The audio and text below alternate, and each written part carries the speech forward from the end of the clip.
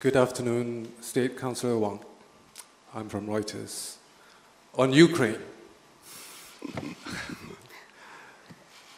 is China disappointed in Russia's conduct in Ukraine, in which hundreds of civilians have died and more than 1.5 million people have been made refugees? Many observers have asked why China has not yet to describe this as a case of one country invading another. Are you concerned that China's refusal to condemn Russia's attack diminishes China's international standing? Can China do more, including leveraging on its partnership with Russia and President Putin to resolve the conflict? Thank you. 俄军在乌克兰的行动已经扩展到非军事设施，导致许多平民丧生，产生了150万难民。中方是否对此感到失望？中方为何仍未将此描述为入侵？您是否担心中方应拒绝谴责俄罗斯损害自身的国际地位？中方能否做更多努力，包括通过利用同俄罗斯和普京总统的伙伴关系，帮助解决冲突？ The situation in Ukraine is on top of the mind of the international community, and the Chinese side has made our position quite clearly on a few occasions. We have always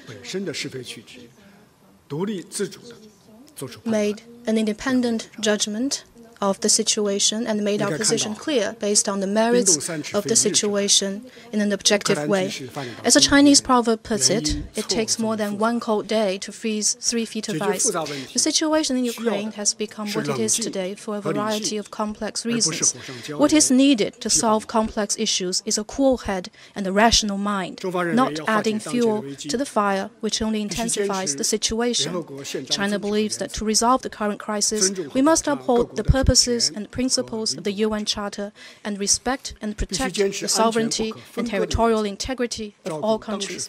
We must adhere to the principle of indivisible security and accommodate the legitimate security concerns of the parties involved. We must settle disputes by peaceful means through dialogue and negotiation, and we must keep in mind the long-term peace and stability of the region and put in place a balanced, effective and sustainable European security architecture. As things stand, the international community must make continuous efforts on two priorities. One priority is to facilitate dialogue for peace. China has made some efforts in this regard and had close communications with the relevant parties.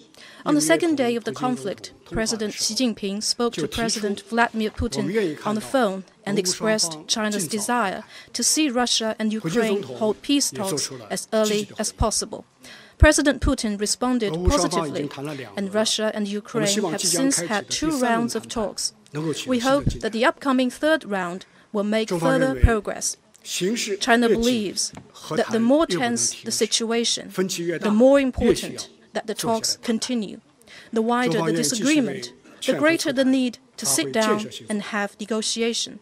China is prepared to continue playing a constructive role to facilitate dialogue for peace and work alongside the international community when needed to carry out necessary mediation. The other priority is to prevent a massive humanitarian crisis. To this end, China wishes to propose a 6-point initiative.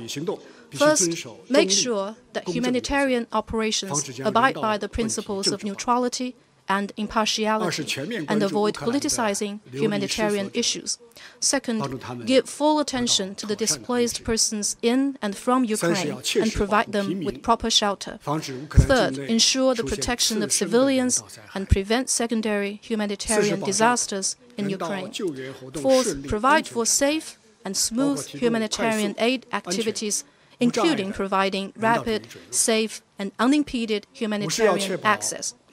Fifth, provide for the safety of foreign nationals in Ukraine, allow them safe departure, and help them return to their home countries. 6是支持联 And 合 sixth, 国在对乌 support 克兰 the 人道援 UN's 助方面发挥 coordinating 协调 role 作用， in channeling 支持联 humanitarian 合国乌克 aid 兰危机协 and 调 the 员。 work of the UN Crisis Coordinator for Ukraine.